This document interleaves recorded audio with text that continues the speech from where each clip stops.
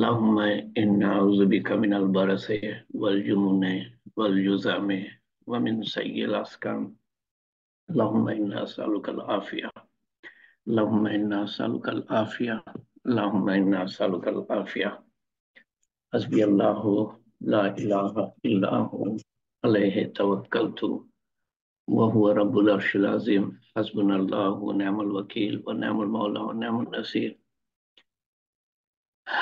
حسبي الله لا إله إلا هو عليه توكلت وهو رب العرش العظيم. حسبي الله لا إله إلا هو عليه توكلت وهو رب العرش العظيم. حسبي الله لا إله إلا هو عليه توكلت وهو رب العرش العظيم. حسبنا الله ونعم الوكيل نعم المولى ونعم النصير. اللهم إنا نجعلك في نهورهم ونعوذ بك من شرورهم. بسم الله الذي لا يضر مع اسمه شيء في الأرض ولا في السماء وهو السميع العليم. رضيت بالله ربا وبالإسلام دينا وبمحمد نبيا صلى الله عليه وسلم. اللهم بسم الله الذي لا يضر مع اسمه شيء في الأرض ولا في السماء وهو السميع العليم. الحمد لله. الصلاة والسلام على رسول الله صلى الله عليه وسلم. اللهم إنا اللهم ربي اشرح لي صدري ويسر لي أمري واحلل عقدة من لساني يفقه قولي. السلام عليكم ورحمة الله وبركاته. আল্লাহ তাআলার শুকরিয়া আদায় করে আমরা শেষ করতে পারবো না, তারপরেও চেষ্টা। কারণ এক একটা আমল করার যে তৌফিক আল্লাহ তাআলা দেন, তার শুকরিয়া আদায় করতে গেলে তো সেটা শেষ হবে না। তারপরে এই যে শুকরিয়া আদায় করতে পারছি, এই তৌফিকটা, এটার শুকরিয়া আদায় করা, কারণ এটা বিরাট তৌফিক। আল্লাহ তাআলা বলেন, তোমরা শুকরগুজার হও, শুকরগুজার, আমি তোমাদের নিয়ামত বাড়িয়ে দিব। তো এটাও বিরাট তৌফিক আল্লাহ তাআলার কাছ থেকে, যে শুকরিয়া আদায় করতে পারছি আমরা। এবং ইসলামের প্রথম ধাপ, আল্লাহ তাআলার প্রথম শিক্ষা, প্রথম হুকুম, পড়ো, অর্থাৎ ইলম শিক্ষা করো, সেই ইলম শিক্ষার তৌফিক দিয়েছেন। এই প্রথম ধাপে আমরা না উঠলে পরে ইসলাম কি আমরা জানবো না। আল্লাহ তাআলার অশেষ শুকরিয়া, অজস্র দরুদ ও সালাম রাসূলুল্লাহ সাল্লাল্লাহু আলাইহি সাল্লামের জন্য।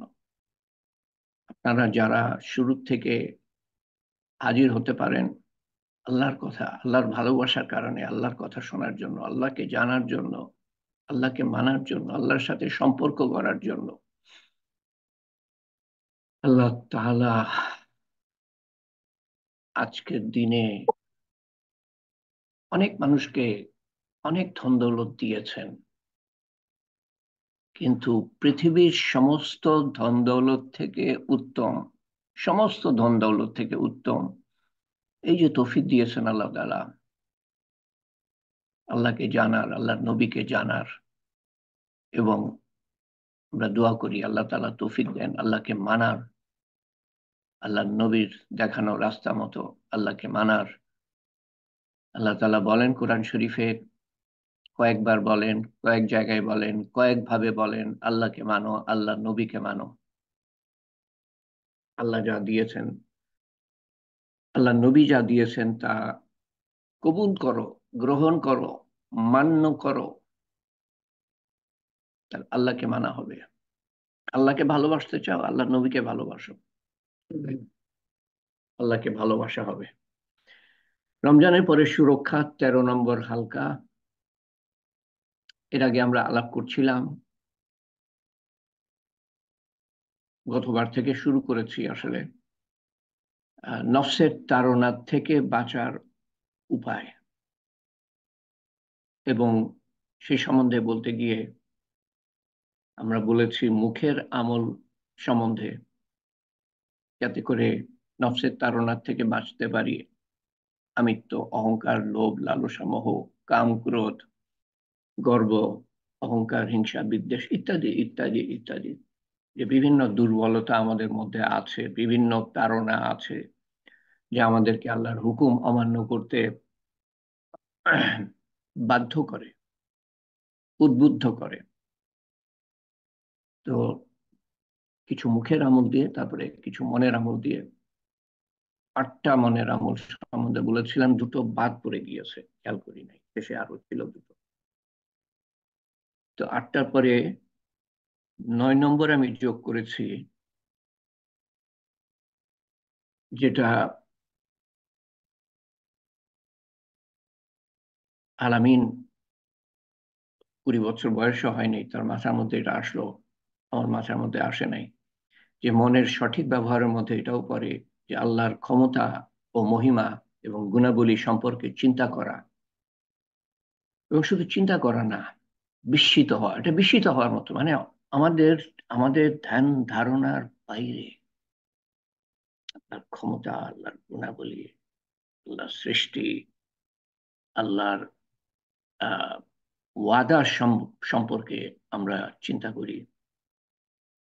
ওয়াদা, প্রতিশ্রুতি, যেগুলা হবে, কেন তিনি আমাদের সৃষ্টি করেছেন তার সম্বন্ধে চিন্তা করি, কিভাবে আমরা তার সাথে সম্পর্ক স্থাপন করতে পারি এবং তার সন্তুষ্টি নিশ্চিত করতে পারি। তার সন্তুষ্টি, সন্তুষ্টি, আমরা কিভাবে এই সব সাধন করতে পারি? এলেম শিক্ষার মাধ্যমে, পবিত্র কোরআন শরীফ পড়া এবং তেলাওয়াত করা এবং বোঝা, আল্লাহর বড়ত্ব, মহত্ব, আল্লাহর প্রতিশ্রুতি, আল্লাহর পরিচয়, আল্লাহর গুণাবলী ভরা প্রতিশ্রুতি, ওয়াদা, কি হবে, হিসাব, কঠিন দিন, কবরের, কবর সম্বন্ধে কমই বলা আছে, দুটো আয়াত মনে হয়, বেশিরভাগই হাদিস থেকে পাই আমরা। কবর সম্বন্ধে, কিয়ামত সম্বন্ধে আল্লাহ তাআলা অনেক বলছেন, দোজখ সম্বন্ধে অনেক বলছেন, বেহেশত সম্বন্ধে অনেক বলছেন। তো কোরআন শরীফ থেকে পাই, হাদিস থেকে পাই। হাদিস শরীফ মুত্তাকিদের লেখা হতে, আল্লাহর সৃষ্টিকে দেখার মাধ্যমে। ও আল্লাহ, এ সম্বন্ধে মনে হয় একটা দুটো তালিম করেছি, আল্লাহর সৃষ্টি। বহুত বাকি আছে আল্লাহর সৃষ্টি সম্বন্ধে বলার।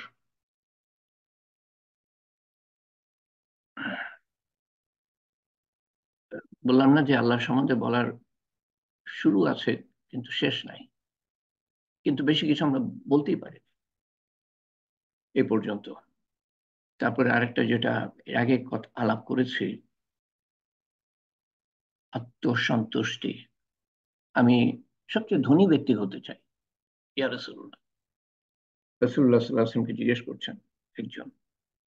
রাসূলুল্লাহ সাল্লাল্লাহু আলাইহি সাল্লাম ব্যবসা কিন্তু ভালো, ব্যবসা উনি খুবই পারদর্শী ছিলেন, আল্লাহ তাআলা সেই ক্ষমতাটা দিয়েছিলেন।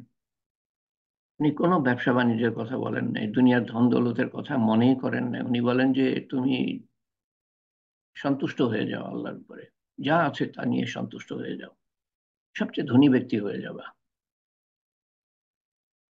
যে যত পায় সে তত চায়, কাঙ্গাল থেকে যায়, 1000 কোটি, আরো 1000 কোটি দরকার আমার, তো সন্তুষ্ট হয়ে যাও।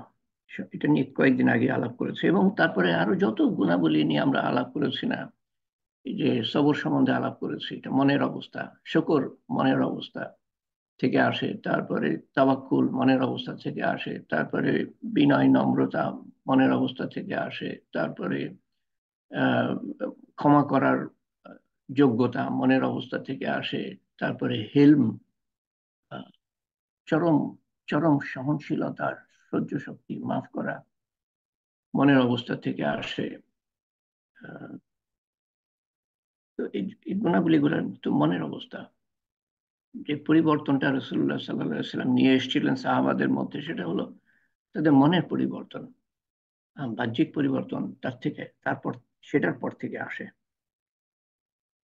তো সমস্ত গুণাবলী, মনের অবস্থা গুলা আবার নতুন করে আনছি না, জাস্ট উল্লেখ করলাম আমি। 11 নম্বর। আচ্ছা, আরেকটা দিলরুবা সুলতানা বলেছিল, আমি এটা মনে করতে পারছিলাম না যে আমি এখানে ইয়ে করব, এর মধ্যে অন্তর্ভুক্ত করব। তাকে আমি লিখেছিলাম যে তোমার পয়েন্টটা কি ছিল, তার জবাব পাইনি আমি, এটা এখনো আমি মনে করতে পারছি না। তো হ্যাঁ, 11 নম্বর পয়েন্টটা আসলে আপনাদেরকে প্রশ্ন করা, যে আমরা মুখের কথা বললাম, মুখের আমল, মনের আমল, আমাদের রিপুর তাড়নার থেকে বাঁচার উপায় হিসাবে। তো শয়তান আমাদের রিপুর তাড়নাকে ব্যবহার করে, যে মনে প্রবেশ করে তারপরে সেখান থেকে মুখ দিয়ে বের হয়, মানুষকে আঘাত করা, কটাক্ষ করা, গীবত করা, মিথ্যা বলা, ধোঁকা দেয়া। তো প্রশ্ন আপনাদের কাছে, যে আর কোন অঙ্গ প্রত্যঙ্গ এর মাধ্যমে শয়তান আমাদের রিপুর তাড়না তীব্র করতে পারে এবং আমাদের দিয়ে আল্লাহর হুকুম অমান্য করাতে পারে? আর কোন অঙ্গ প্রত্যঙ্গের দ্বারা, শরীরের অঙ্গ প্রত্যঙ্গ? কথা বোঝা যাচ্ছে না, আর একটু।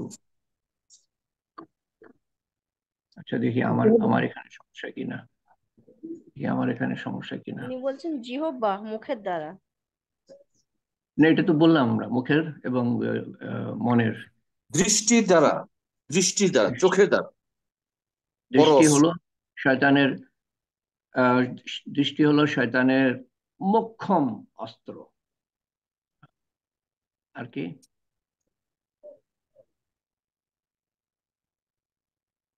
দৃষ্টি, চোখের হেফাজত করা।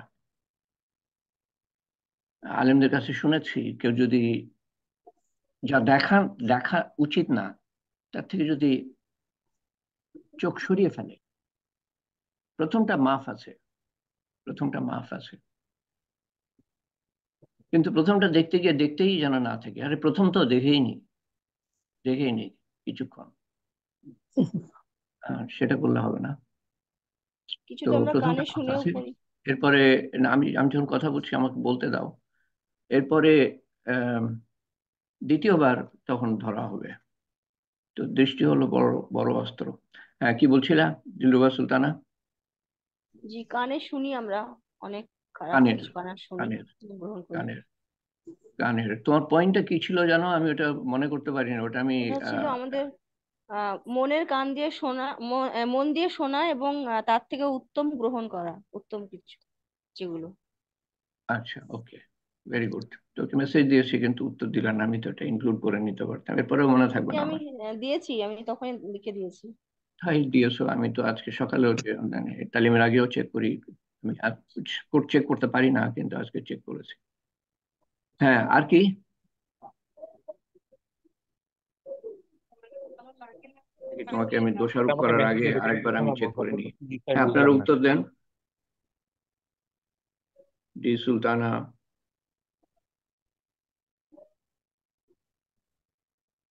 ও হ্যাঁ, এখানে আছে মন দিয়ে শোনা এবং থ্যাংক ইউ। আমি ওইটা মানে পুরোপুরি হাতের দ্বারা, পড়িনি। হাতের দ্বারাও আমরা অনেক খারাপ কাজ করি। হাতের দ্বারা হতে পারে, ইয়েস।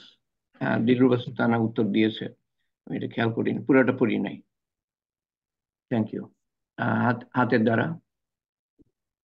মনে হয় এখানে আমরা থামি, কারণ অনেক কিছু কভার করার আছে। তো চোখ শয়তানের বড় মাধ্যম। তারপরে আপনাদের কথাগুলাই আছে এখানে।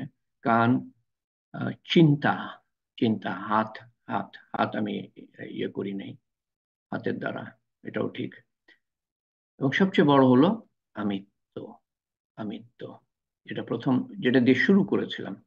12 নম্বর পয়েন্ট হলো যে আনাস বিন মালিক রাদিয়াল্লাহু আনহু বর্ণনা করেন, আল্লাহর রসুল সাল্লাল্লাহু আলাইহি সাল্লাম বলেছেন, জান্নাত, বেহেশত প্রতিকূলতায় ঘেরা এবং জাহান্নাম লালসা দ্বারা বেষ্টিত। এটার সম্বন্ধে একটু বিস্তারিত এভাবে বলা যায় যে আল্লাহ তাআলা বেহেশত সৃষ্টি করার পরে জিব্রাইল আলাইহিস সালামকে বলেন, আমি বেহেশত সৃষ্টি করেছি, দেখে আসো। তো জিব্রাইল আলাইহিস সালাম, ওনার 100টা পাখা, উঠতে উঠতে কি মারাত্মক স্পিডে যান উনি, এটা আমরা কল্পনা করতে পারি না। যে যে এক রাত্রির কিছু সময়ের মধ্যে রাসূলুল্লাহ সাল্লাল্লাহু আলাইহি ওয়াসাল্লাম এর সাথে গিয়ে মেরাজ কত কিছু করে, মানে প্রথম আসমান, দ্বিতীয় আসমান, 7টা আসমান, তারপরে পার হয়ে আল্লাহর কুরসি, আল্লাহর আরশ ইত্যাদি ইত্যাদি পার হয়ে, তারপরে সিদরাতুল মুনতাহা পার হয়ে, তারপরে কোথায় গিয়ে এরপর একটা জায়গায় উনি থেমে যান, আর যেতে পারেন না। রাসূলুল্লাহ সাল্লাল্লাহু আলাইহি ওয়াসাল্লাম যান, আবার তারপরে ওনারা ফিরে আসেন, কি গতিতে ওনারা গিয়েছিলেন আর এসেছেন। আহ, তো সেই জিবরাইল আলাইহিস সালাম বেহেশত দেখতে দেখতে দেখতে দেখতে, কোন আলেমের কাছে শুনেছি যে উনি শেষ করতে পারেন না, এরকম ক্লান্ত হয়ে যান। আল্লাহ আল্লাহ ভালো জানেন সেই কথা। তো উনি ফিরে আসেন, অদ্ভুত, যেটার ভাষা বাংলা, ইংরেজি, দুনিয়ার কোনো ভাষা, 7,000 কমপক্ষে ভাষা আছে, কোনো ভাষায় বর্ণনা করা যাবে না, সবকটা ভাষা মিলিয়েও বর্ণনা করা যাবে না। তো উনি দেখে এসে বলেন, আল্লাহ, এই বেহেশত এমন জায়গা, এটার কথা শুনলে তো কেউ এখান থেকে না গিয়ে থাকবে না। এত অদ্ভুত জায়গা। আল্লাহ তাআলা বললেন যে আচ্ছা যাও। আল্লাহ তাআলা তখন বেহেশতকে, এই যেখানে কি বলা আছে, প্রতিকূলতায়, বেহেশতের জন্য যা যা কিছু আমাদের করার দরকার, পরীক্ষা, তারপরে শয়তানের প্রতিকূলতা, নফসের, তারপরে মানুষের প্রতিকূলতা, তারপরে দুনিয়ার মারাত্মক আকর্ষণ ইত্যাদি ইত্যাদি, তারপরে ওই যে নামাজ, রোজা, হজ, যাকাত, যত আল্লাহর হুকুম আহকাম সব কিছু দিয়ে মানে ডেকে দিলেন বেহেশতকে। তারপর বলে যাও দেখে আসো। নিয়ে দেখে এসে বললেন যে আল্লাহ, এই বেহেশতে কেউ প্রবেশ করতে পারবে বলে তো আমার মনে হয় না। আল্লাহর রহমত ছাড়া কেউ প্রবেশ করতে পারবে না, কিন্তু চেষ্টা যদি না করেন তো আরো প্রবেশ করতে পারবেন না, চেষ্টার উপরে যদি না থাকেন। এরপরে আল্লাহ তাআলা বললেন যে যাও জাহান্নাম দেখে আসো। জাহান্নাম, তো জাহান্নামের বর্ণনাও আমরা দিতে পারি না, তো বর্ণনা ধারণ করারও ক্ষমতা নেই, বোঝারও ক্ষমতা নেই। দেখলে পরে পর্যন্ত আমরা খুশিতে, মানে ভয়ে আমরা হার্ট ফেল করবো, আর বেহেশত দেখলে পরে খুশিতে আমরা আত্মহারা হয়ে যাব, হয়তো হার্ট ফেল করবো। লটারি টিকিট পেলে হার্ট ফেল এর কথা শুনেছেন না? তো দোজক দেখে উনি ফিরে এসে বললেন, আল্লাহ, এই দোজকের কথা শুনলে তো কেউ এর মধ্যে যাবে বলে এমন কিছু কাজ করবে যাতে এতে যেতে হয়, দোজকে যেতে হয়, আমার তো মনে হয় না যে কেউ যাবে। আল্লাহ তাআলা বললেন, দোজককে তখন লালসা দিয়ে, লোভ, লালসা, মোহ, কাম, ক্রোধ, গর্ব, অহংকার, হিংসা, বিভিন্ন আকর্ষণীয় জিনিস, যা যা দুনিয়াতে আছে না আকর্ষণীয়, সব এগুলা দিয়ে ঘিরে দিলেন, যেগুলো না করে মানুষ যেন থাকতে পারে না। তো তারপর বললেন যাও দোজক দেখে আসো। দেখে এসে উনি বললেন, আল্লাহ, এই দোজকে না গিয়ে কেমন করে থাকবে মানুষ এর দ্বারা? কারণ এই এই দোজকে যাওয়ার জন্য যা কিছু আকর্ষণীয় আছে তার দ্বারা মানুষ এমন আকৃষ্ট হয়, তো এটার থেকে কিভাবে মানুষ বাঁচবে? আল্লাহর সাহায্য ছাড়া, বিশ্বাস করেন, আল্লাহর ইবাদত বন্দেগী ছাড়া কেউ বাঁচতে পারবে না।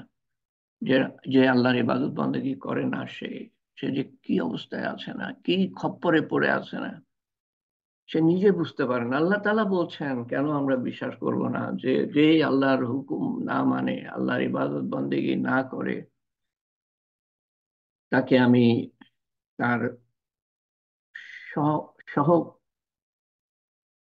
কি বলে, সহ সাথী, তার সাথীর কাছে ছেড়ে দিই, কারিন কারিন শয়তান, এবং তার আহ, তার সঙ্গ হয়, সঙ্গ সাথী, এবং পরিচালিত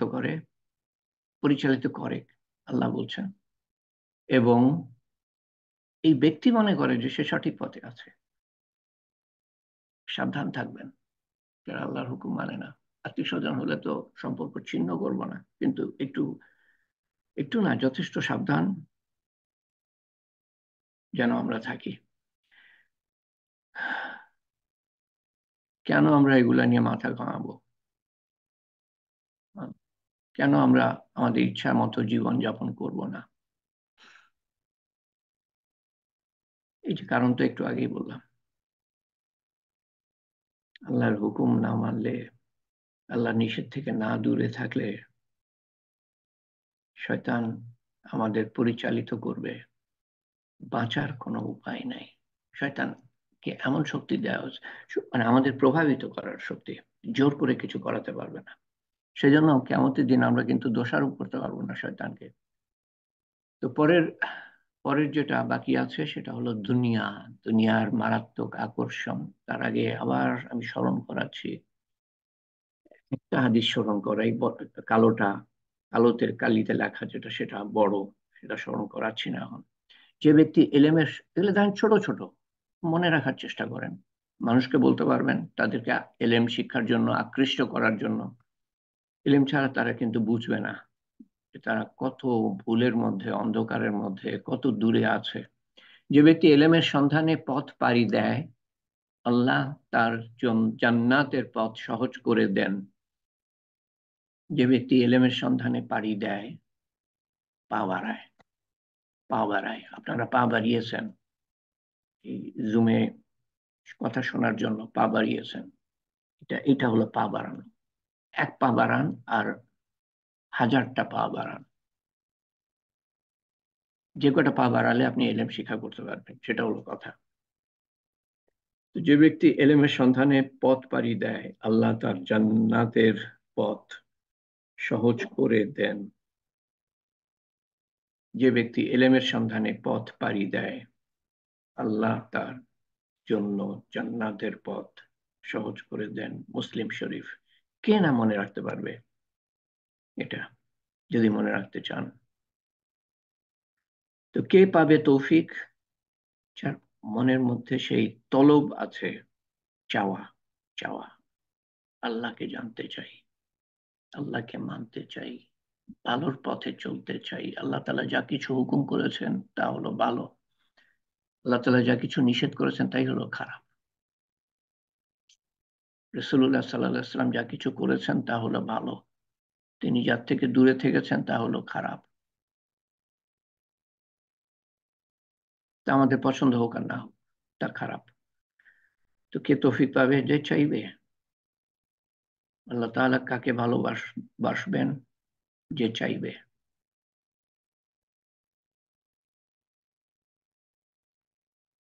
আল্লাহ তাআলার প্রতি ভালোবাসার একটি নিদর্শন এলেম শিক্ষা। আল্লাহ তাআলা যাকে ভালোবাসেন তার জন্য তার অন্তরকে এলেমের জন্য প্রশস্ত করে দেন। যাকে ভালোবাসেন তার অন্তরকে এলেমের জন্য প্রশস্ত করে দেন। আমরা এই যে লাল কালিতে লেখা এগুলা সম্বন্ধে আলোচনা করেছি। আল্লাহর পরীক্ষার সম্বন্ধে আলোচনা করার পরে আল্লাহ তাআলার অন্যান্য পরীক্ষা বা আমাদের শয়তান যেগুলা, আমার দুশ্মন, শত্রু, জিনের থেকে শয়তান, মানুষের থেকে শয়তান, রিপুর তাড়না। এই রিপুর তাড়না মাত্র শেষ করলাম আমরা। দুনিয়ার সম্বন্ধে কিছু কথা।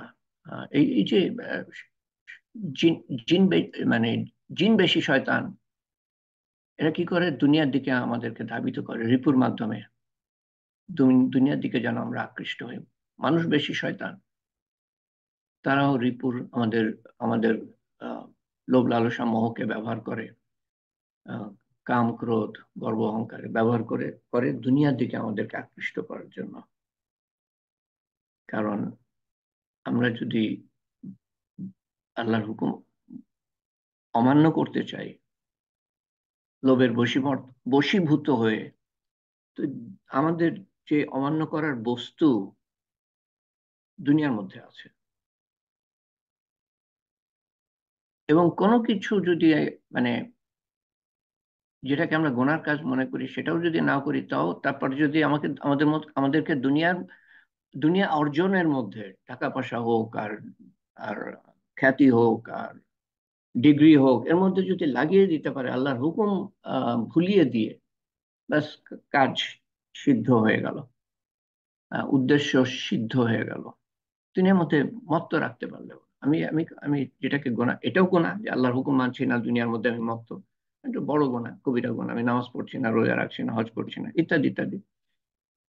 তারপরে যেটা যেগুলো করণীয় সেগুলো আমরা করছি না, কারণ আমি দুনিয়ার মধ্যে ব্যস্ত, সেটা তো গোনা বটেই, বড় গোনা। এবং আল্লাহ যেগুলো বর্জন করেছেন সেগুলো আমি করছি, সেগুলো থেকে দূরে থাকার থেকে আমি করছি, তাও দুনিয়ার মধ্যে আছে, তো সেটাও গোনা। তো ঈসা আলাইহিস সালাম, আচ্ছা, দুনিয়ার সম্বন্ধে আমরা অনীহা, আসলে যেটা প্রয়োজন সেটা হলো দুনিয়াকে ব্যবহার করা। আমার বলার উদ্দেশ্য এটা না, বা কারো কেউ যখনই কোনো আলেম, আমি তো তার ধারে কাছেও না, কোনো আলেম যখন বলেন দুনিয়াকে পরিত্যাগ করো, তারা কিন্তু কখনোই বোঝায় না যে দুনিয়াকে আমি ব্যবহার করব না, কারণ দুনিয়াকে ব্যবহার না করলে তো আমি কিভাবে আমার দিন যাপন করব। আমাকে তো জঙ্গলে গিয়ে থাকতে বলা হয়নি, পাহাড়ে গিয়ে থাকতে বলা হয়নি, লোকালয় ছেড়ে থাকতে বলা হয়নি, মানুষের মাঝে সমাজের মধ্যে থেকে, কিন্তু এর মধ্যে থেকে আহ পরিহার করা যেগুলা নিষেধ। আহ, ওই যে এক ধরনের মাছ আছে, কি মাছ যেন বলে, আহ শোল মাছ নাকি ওই ধরনের ইল মাছ, এই কাদার মধ্যে দিয়ে যায় কিন্তু কাদা লাগে না গায়ে। আমরা দুনিয়ার মধ্যে বাস করব, দুনিয়া ব্যবহার করব। নৌকা যেমন দুনিয়ার মধ্যে দিয়ে যায়, মানে নৌকা যেমন পানির মধ্যে দিয়ে যায়, পানি ছাড়া নৌকা চলতে পারে না, কিন্তু সেই পানি আবার নৌকার মধ্যে ঢুকলে পরে নৌকা ডুবি, ভরা ডুবি। সেরকম দুনিয়া মধ্যে আমাদের চলতে হবে, দুনিয়া প্রয়োজন, কিন্তু দুনিয়া যদি আমাদের অন্তরে প্রবেশ করে আমরাও ভরা ডুবি হব। দুনিয়া হাতের মুঠায় থাকবে বা পকেটে থাকবে, এই ধরনের কথাবার্তা বলেছিলাম আগে। তো দুনিয়াকে ব্যবহার করা, দুনিয়া যেন আমাদের ব্যবহার না করে। এই দুনিয়া হলো তার ঘর, যার আখেরাতে ঘর নাই, যার আখেরাতে ঘর নাই, এখানে ঘর বানায়, এখানে আল্লাহর হুকুম, আল্লাহকে ভুলে থাকে এই দুনিয়াতে, কিন্তু একদিন ঝটকা দিয়ে তাকে নিয়ে যাওয়া হবে, তারপরে সে দেখবে যে আসলটা কি। দুনিয়াটা আসল না আসলে, দুনিয়া আসল হ্যাঁ, কিন্তু আমাদের জন্য আসল না। কিরকম? কারণ আমাদের সময় পার হয়ে যাচ্ছে, প্রত্যেকটা মুহূর্ত পার হয়ে যাচ্ছে। কোথায় আপনার আপনার শিশুকাল এবং শৈশব এবং কৈশোর এবং এবং যুবককাল কোথায় গেল? অনেকের যুবককাল পার হয়ে গিয়েছে, কোথায় গেল? সেই দিনগুলা কোথায় গেল? তো এটা যদি আসল হতো, এটা তো পার হয়ে যেত না। এটা যদি এটা যদি আনন্দ করার জায়গা হতো, এখানে কষ্ট আসতো না। এটা যদি ভোগ করার জায়গা হতো, তো এখানে দুঃখ আসতো না। এটা যদি থাকার জায়গা হতো, তো কেন সমস্ত কিছু যা আমি অর্জন করলাম সারা জীবন, আমার ডিগ্রি, আমার পদবি, আমার আমার ধন দৌলত, আমার খ্যাতি, আহ, কেউ তো নিয়ে যেতে পারেনি। কত কষ্ট করে আমি ডিগ্রি অর্জন করলাম, আমাকে ডক্টর বলে আখ্যায়িত করে, কোনো কাজে লাগবে না। কবরে গিয়ে জিজ্ঞাসা করবে না তুমি কি পিএইচডি করেছিলে, কেউ জিজ্ঞেস করবে না। তুমি কি রাজা বাদশাহ ছিলা, কেউ সম্মান করবে না সেটার কারণে। তোমার হাজার হাজার কোটি কোটি টাকা ছিল, কেউ পুষবে না, সাথেও যাবে না। আর এগুলার পিছনে মানুষ কত সময় ব্যয় করছে, প্রত্যেকটা মানুষ অর্জন করছে, তারপরে রেখে চলে যাচ্ছে, অন্যরা দেখছে, তারপরেও এটার পিছনে লেগে আছে।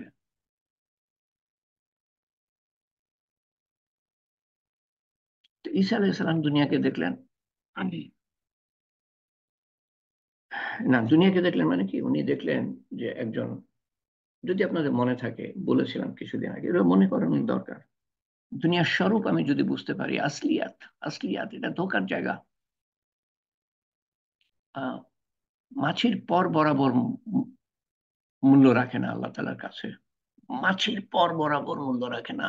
800 কোটি মানুষ এই মাছির পর বরাবর মূল্য রাখে না যে জিনিসের, তার পিছনে ছুটছে। আহ, মাকড়সার জালের মতো শক্তি রাখে না। তো উনি কিভাবে দেখলেন? কাশফের মাধ্যমে, আধ্যাত্মিক ভাবে ওনাকে দেখানো হয় শিক্ষা দেওয়ার জন্য, মানে তার মাধ্যমে আমাদের শিক্ষা দেওয়ার জন্য। উনি দেখেন যে একটা সুন্দরী, একটা বধূ, বধূ সুন্দর সাজসজ্জায়, পিছন থেকে উনি দেখছেন, চেহারা না, সুন্দর সাজসজ্জা, সুন্দর কাপড় চোপড় অলংকার পরে যাচ্ছে ওনার সামনে সামনে, কিছু দূরে, সামনে সামনে। উনি তাড়াতাড়ি হেঁটে কাছাকাছি গেলেন, নিয়ে সেই বধূ যাকে মনে করছিলেন সুন্দরী বধূ, ওগো সুন্দরী, তো ফিরে তাকালো, ঘুরে দাঁড়ালো, দেখেন কুৎসিত বৃদ্ধা। জিজ্ঞেস করলেন, আটকে গেলেন। নবী হয়তো আটকে যান নাই, আমি বানিয়ে বলছি, আটকে যাওয়ার কথা, যে এত সুন্দর মনে করছি আর এরকম চেহারা বেরোলো, তখন তো মানুষ আটকে যাওয়ার কথা। কিন্তু উনি নবী, ওনার কি হয়েছিল আল্লাহ জানে, কি প্রতিক্রিয়া। তো উনি জিজ্ঞেস করলেন, তুমি কে? তুমি কে? দুনিয়া উত্তর দিল, আমি দুনিয়া, এটা হলো দুনিয়া। দূর থেকে, পিছন থেকে খুব সুন্দর লাগে, অদ্ভুত, আকর্ষণীয়। তো ঈসা আলাইহিস সালাম জিজ্ঞেস করলেন, বধূ বেশে তো, জিজ্ঞেস করলেন যে তোমার কতজন বর, বর স্বামী?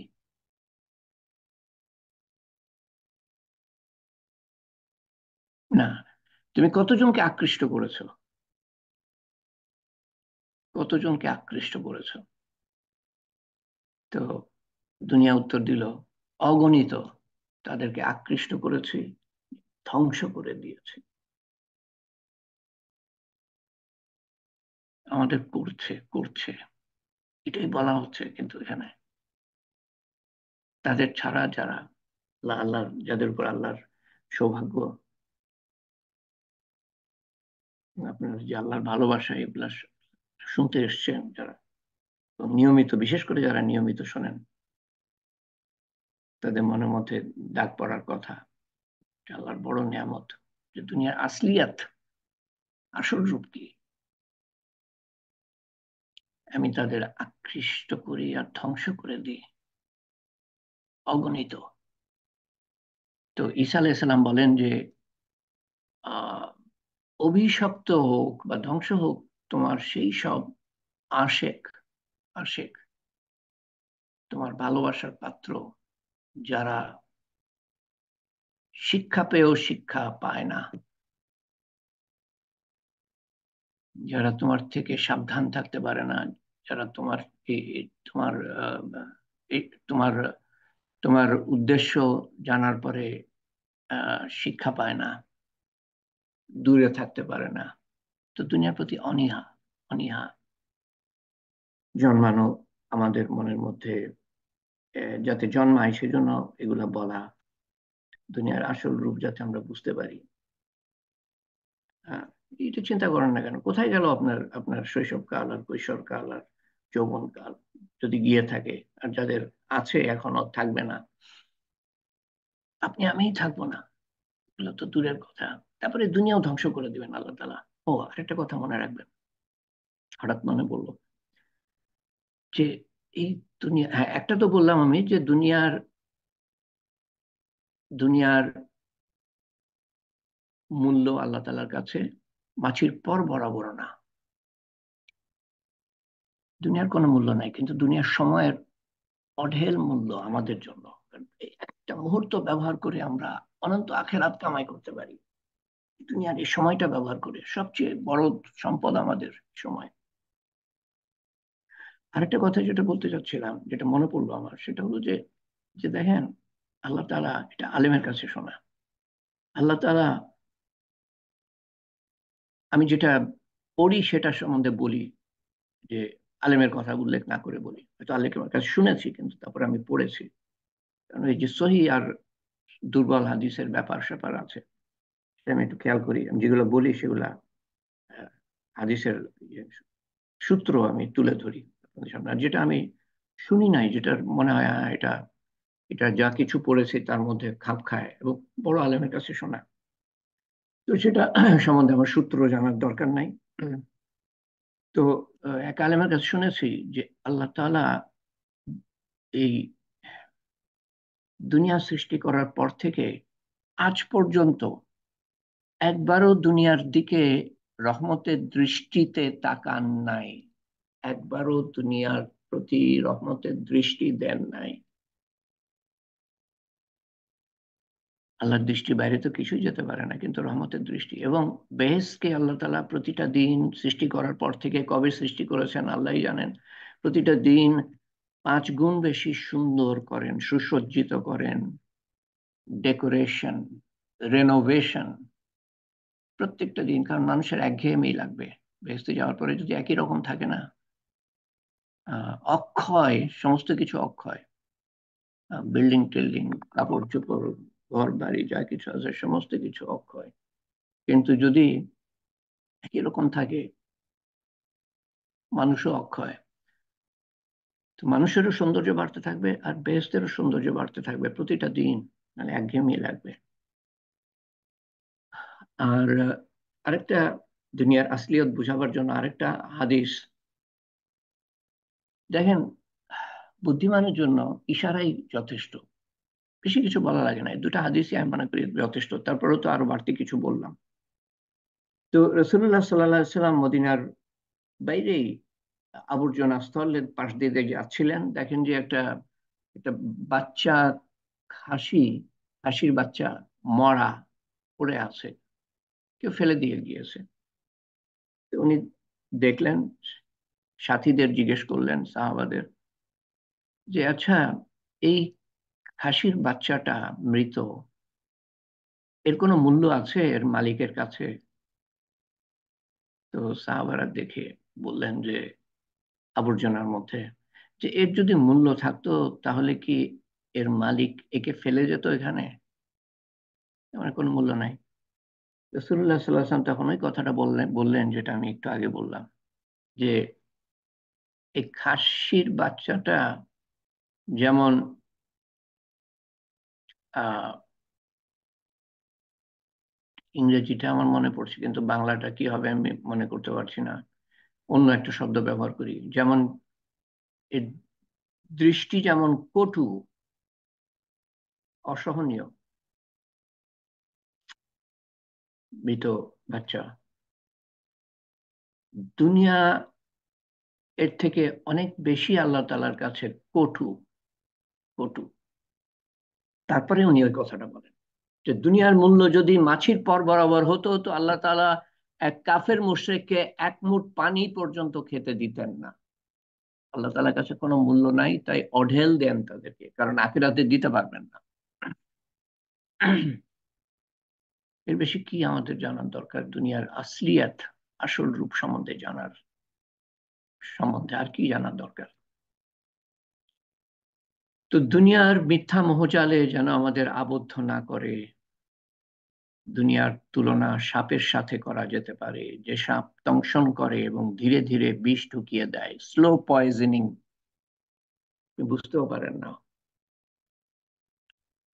তো যদি সাপের মতো হয়, আস্তে আস্তে আমাদের দংশন করে, আমরা বুঝতেও পারি না, আস্তে আস্তে এফেক্টেড হই এবং তারপরে অনেক দূরে চলে যাই আল্লাহর থেকে, আল্লাহর হুকুমের থেকে, এবং অনেক কাছে চলে আসে আল্লাহর নিষেধের।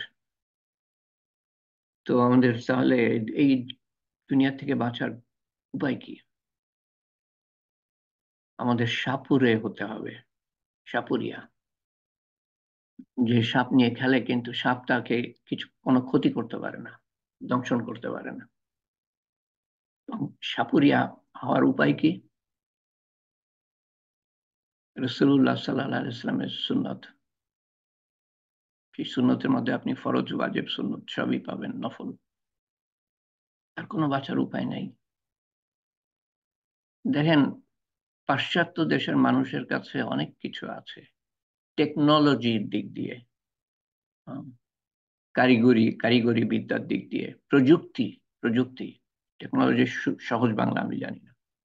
প্রযুক্তি, এই যে ব্যবহার করছি আমরা জুম, এদের এদের মাধ্যমে আল্লাহ তাআলা আমাদেরকে দিয়েছেন, অনেক কিছু, অনেক সুযোগ সুবিধা আমরা যা যা ভোগ করি, সব আল্লাহর দেয়া। কিন্তু আল্লাহর এলহাম, নবীদের কাছে এক ধরনের এলহাম পাঠানো হয়, আর এই পশু পাখির কাছে, মানুষের কাছে পাঠানো হয় যারা কোনো কিছু আবিষ্কার করার চেষ্টা করছে, আল্লাহর তরফ থেকে আসে এগুলো। তো তো এদের কাছে প্রযুক্তি আছে, কিন্তু সেই প্রযুক্তি দ্বারা দুনিয়ার দুটা জীবন কিভাবে আরো সুন্দর হতে পারে, সেই প্রযুক্তি আর একটু সুন্দর, মানে সুন্দর শব্দটা আমার ব্যবহার করা ঠিক না, আর একটু কনভিনিয়েন্স, আর একটু সুযোগ সুবিধা আমরা পেতে পারি, সহজ হতে পারে। 10 তলায় উঠতে হবে, হাঁটার দরকার নেই, সিঁড়ি দিয়ে, এলিভেটর আছে, এই ধরনের সুযোগ সুবিধা। প্লেন, জাহাজের দরকার নেই, পানির জাহাজ। তো এ দিয়ে পৃথিবীর জীবনটা একটু সহজ হয়, কিন্তু দেখেন, মৃত্যুর সময়টা সহজ হবে না, কবর সহজ হবে না, মোটেই না, কঠিন। হাসরের ময়দান অসহনীয়, দোজখ ধারে কাছে যাওয়ার জায়গা না। তো যেই শান্তি আমরা দুনিয়াতে খুঁজছি এবং আখেরাতের কথা তো আমরা ভাবি না তেমন, সেই শান্তি কিন্তু এগুলোর মধ্যে নাই। এই উঁচু দালান কোঠা, আর এলিভেটর, আর গাড়ি, আর প্লেনে চড়া, আর ভালো ভালো খাওয়া, আর বিভিন্ন সাজ সরঞ্জাম, অলংকার, কাপড় চোপড়, এগুলোর মধ্যে নাই। শান্তি আল্লাহর হুকুমের মানার মধ্যে। আপনারা যারা সঠিক, সঠিক বলবো না, যারা নামাজ সুন্দর করার চেষ্টা করেন, আরো সুন্দর, প্রত্যেকটা আমল আরো সুন্দর করার চেষ্টা করেন, আপনারা সেই শান্তি কিছুটা হলেও পান, এবং সেজন্য লেগে থাকেন। তো এর থেকে বড় প্রমাণ আমি আর কি দিতে পারি আপনাকে? যেটা নিজে অনুভব করছেন যে আল্লাহর হুকুম মেনে আপনি শান্তি পাচ্ছেন, সেটা তো আপনি অনুভব করছেন। তার থেকে বড় প্রমাণ তো আমি কথার মাধ্যমে দিতে পারবো না। রাসূলুল্লাহ সাল্লাল্লাহু আলাইহি ওয়াসাল্লাম চাঁদ দ্বিখণ্ডিত করেছিলেন, এটা শুনে কি আমার ঈমান বাড়তে পারে? কিন্তু আমি নিজে যেটা এক্সপিরিয়েন্স করি, অভিজ্ঞতা আমার হয় নিজের কোনো কিছু করে, আল্লাহ সাহায্য করলেন, তো তার থেকে বড় প্রমাণ তো, বা আশ্বস্ত করার, তার থেকে বড় রাস্তা তো নাই। তো সেই জন্য আমি বলি যে প্রত্যেকটা আমল আপনি আরো সুন্দর করার চেষ্টা করেন, আরো সুন্দর, এটার পিছনে লেগে থাকেন। স্রোতের বিরুদ্ধে আমরা যাচ্ছি, শয়তান আর মানুষ বেশি শয়তান, আর নফসের তাড়না, আমার নিজের মধ্যে যে শক্তি আছে আমাকে খারাপের দিকে নিয়ে যায়, আল্লাহর হুকুম অমান্য করতে বাধ্য করে, এবং দুনিয়ার মারাত্মক আকর্ষণের বিরুদ্ধে যে আমরা যাচ্ছি, যদি আরো জোরে সাঁতার না কাটি, তো যেই নদীতে স্রোত আছে সেই নদীতে জোর দিয়ে সাঁতার না কাটলে যেমন আগাতে পারবেন না, সেরকম এই দুনিয়ার পথে আল্লাহর দিকেও আগাতে পারবেন না যদি আরো সুন্দর প্রত্যেকটা আমল করার চেষ্টা না করেন। কিন্তু তার আগে তো আমাকে জানতে হবে যে কি করতে হবে, কেমন ভাবে করতে হবে, 24টা ঘন্টা কেমন করে আমি নবীর সুন্নত মতো, আল্লাহর হুকুম মতো, নবীর সুন্নত মতো কাটাতে পারবো।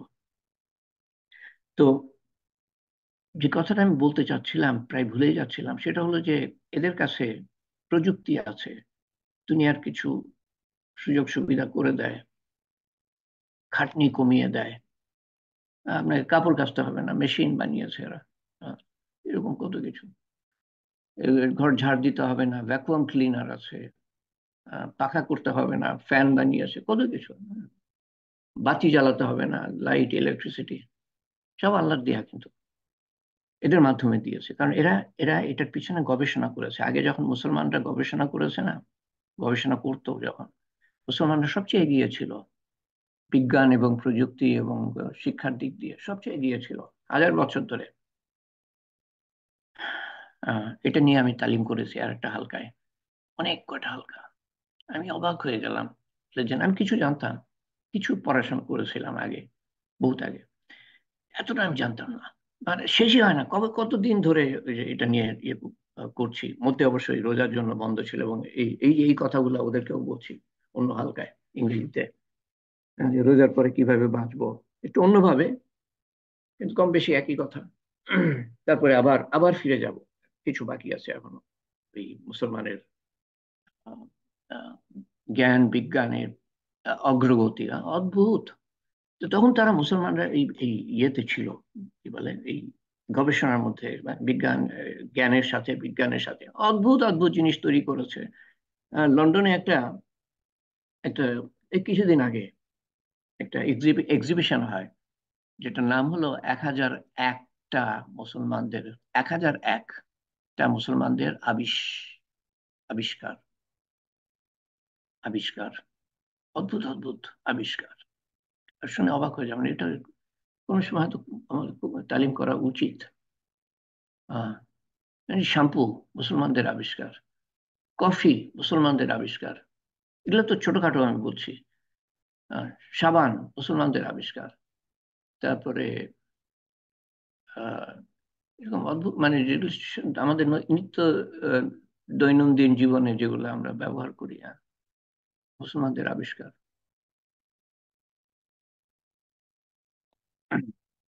তো এদের কাছে এক ধরনের, এখন এখন এরা যেহেতু ওই জ্ঞান বিজ্ঞানে চালিয়ে চালিয়ে যাচ্ছে, মুসলমানরা পিছনে সরে গিয়েছে। আল্লাহ তাআলা কতভাবে আহ উদ্বুদ্ধ করেছে, এবং সেজন্য মুসলমানরা হাজার বছর ধরে এগিয়েছিল। তারপরে আস্তে আস্তে ইমান আমলের দিক দিয়ে মজবুতি, এই দুর্বলতা, যার ফলে আল্লাহ তাআলা আধিপত্য দুনিয়ার দিক দিয়ে এবং জ্ঞানের দিক দিয়েও কেড়ে নিয়েছেন মুসলমানদের কাছ থেকে। ইমান এবং আমলের কমজোরি, দাওয়াতের মেহনতের কমজোরি আল্লাহ তাআলা কেড়ে নিয়েছেন। আমরা এখন অধীনস্থ। তো আমাদের কাছে এখনো যে প্রযুক্তি আছে, যেটা আমরা জানি না আসলে, তাই সেটার ব্যবহারও করি না, এবং সেটার জন্যই কিন্তু আমাদের আমাদের আমরা পিছিয়ে আছি। এটা হলো যে আল্লাহর হুকুম এবং নবীর সুন্নত, যেটা আমাকে দুনিয়াতেও শান্তি দিতে পারে, আখিরাতেও আমার শান্তি এবং সফলতা দিতে পারে, অনন্ত বেহেশতে আমাকে রাজত্ব দিতে পারে, সেটা এদের কাছে নাই। এবং মুসলমানের মধ্যেও যারা বোঝে না, তাদেরকে বোঝানোর দায়িত্ব আমাদের, আর এদের প্রতি দায়িত্ব তো আছেই। এই কথাটা অত্যন্ত গুরুত্ব কথা বললাম আমি, আশা করি মন দিয়ে শুনেছেন। যে আমাদের কাছে যে প্রযুক্তি আছে, সেটা সত্যিকারের সফলতা এবং শান্তি দিতে পারে দুনিয়া এবং অনন্ত আখেরাতে। সেটা আমরা ধরে বসে নিজেরাও আমল করি না, ওই দরজায় দাঁড়িয়ে থাকার মতো। দরজা দরজা দিয়ে আপনি দাঁড়িয়ে থাকেন, কেউ ঢুকতেও পারবে না, বেরোতে পারবে না। আমরাও আমল করি না, তো কেউ দেখতেও পারে না যে আসল আসল জীবন ব্যবস্থাটা কি, সত্যিকারের জীবন ব্যবস্থা, সুন্দর অদ্ভুত দিব্য জীবন ব্যবস্থা রাসূলুল্লাহ সাল্লাল্লাহু আলাইহি ওয়াসাল্লামের সুন্নত। আজকে এইটুকুই থাক।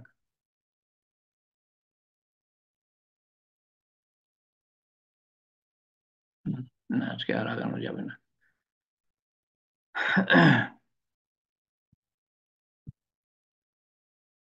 আল্লাহ তাআলা আমাদের বুঝ দেন।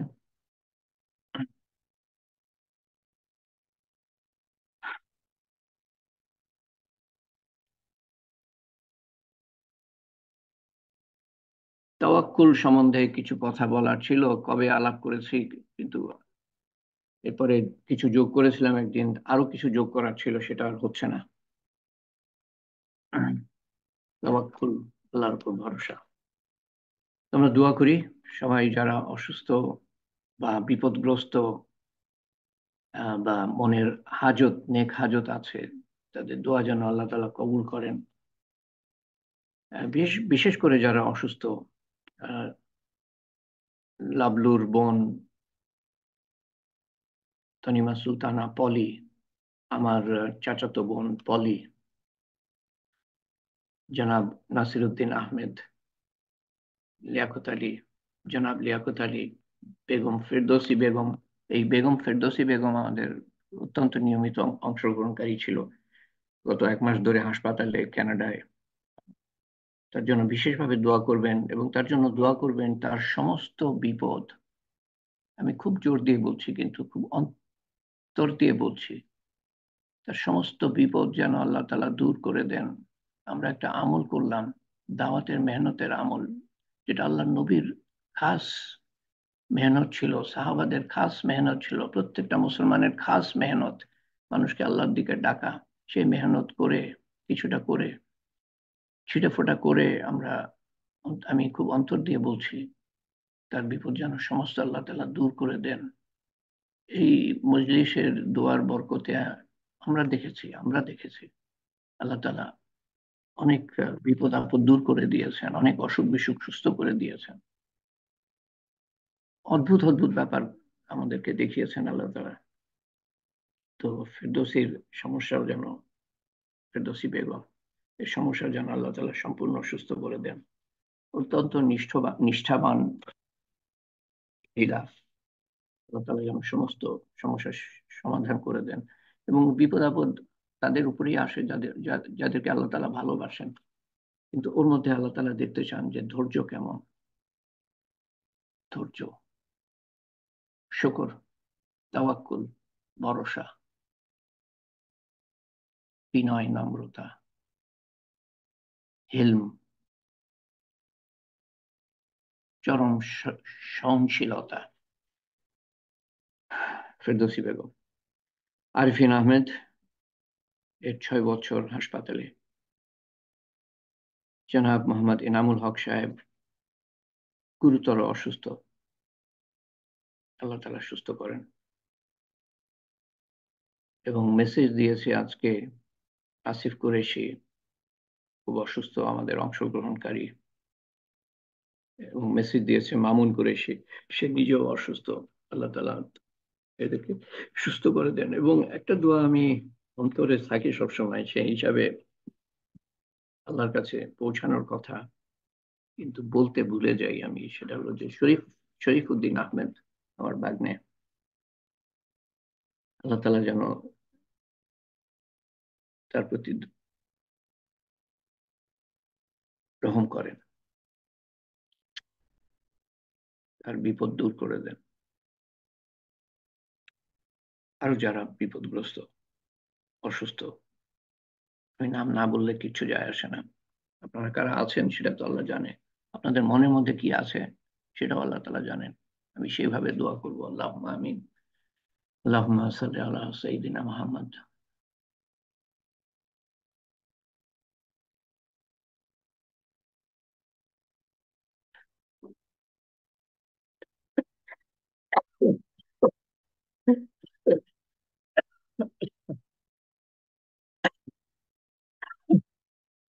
اللهم نسألك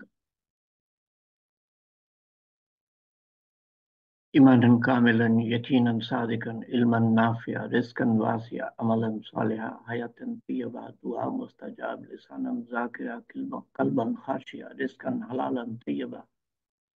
سبحان ربي العلي الأعلى الوهاب، سبحان الله وبحمده، عدد خلقه ورضا نفسه وزنة عرشه ومداد كلماته. اللهم أجرنا من النار، اللهم أجرنا من النار، اللهم أجرنا من النار، اللهم نجنا من النار، اللهم نجنا من النار، اللهم نجنا من النار. اللهم إنا نسألك الجنة، اللهم إنا نسألك الجنة، اللهم إنا نسألك الجنة، اللهم إنا نسألك العافية، اللهم إنا نسألك العافية، اللهم إنا نسألك العافية.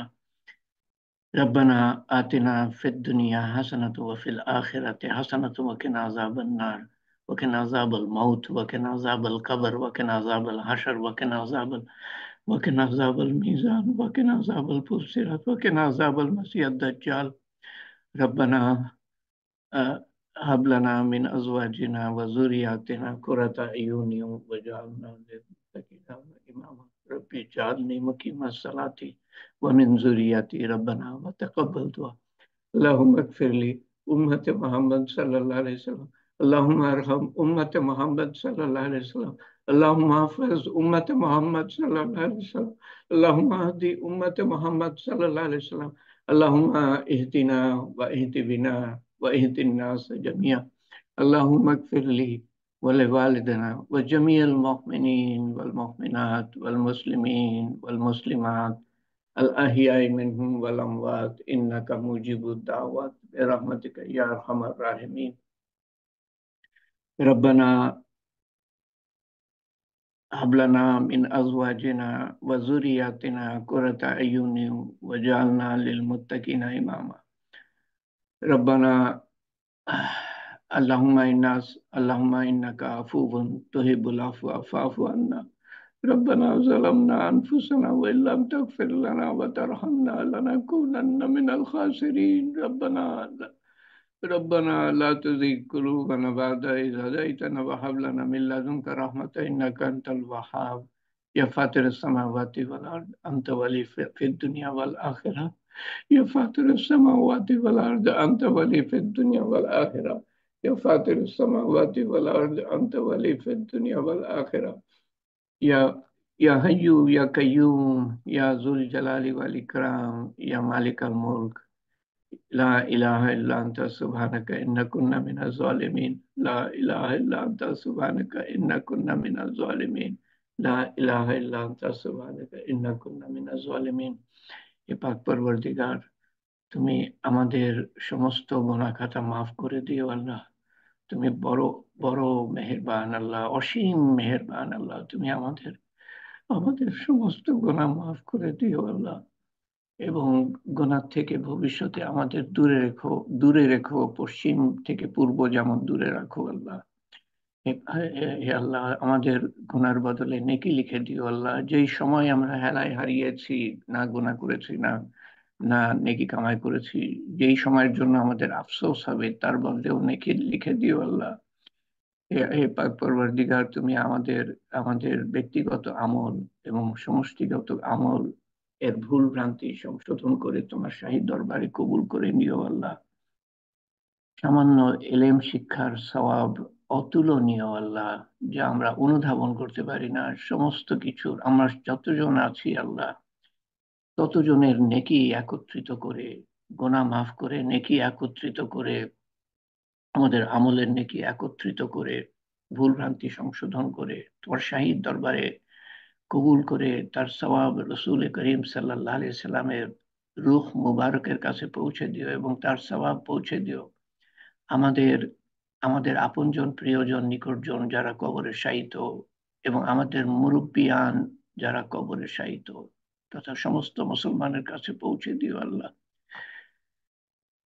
আদম আলাইহিস সালাম পর্যন্ত সমস্ত মুসলমানের কাছে পৌঁছে দিও আল্লাহ, এবং তাদের তাদের কবরের আযাব যদি হতে থাকে মাফ করে দিও।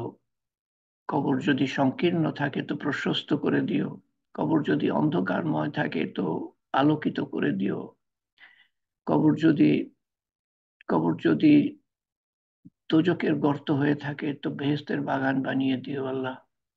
আমাদের কবর আমাদের প্রতি অনুরূপ উত্তম ব্যবহার করো। আমরা যখন কবরে যাব এবং আমরা যখন কিয়ামতের দিন দাঁড়াবো আপনজন প্রিয়জন সহ, তোমার সর্বোত্তম ব্যবহার দেখিও। যখন মিজান বসানো হবে তোমার সর্বোত্তম ব্যবহার দেখিও। যখন পুলসিরাত পাড়ি দিতে হবে তোমার সর্বোত্তম ব্যবহার দেখিও আল্লাহ।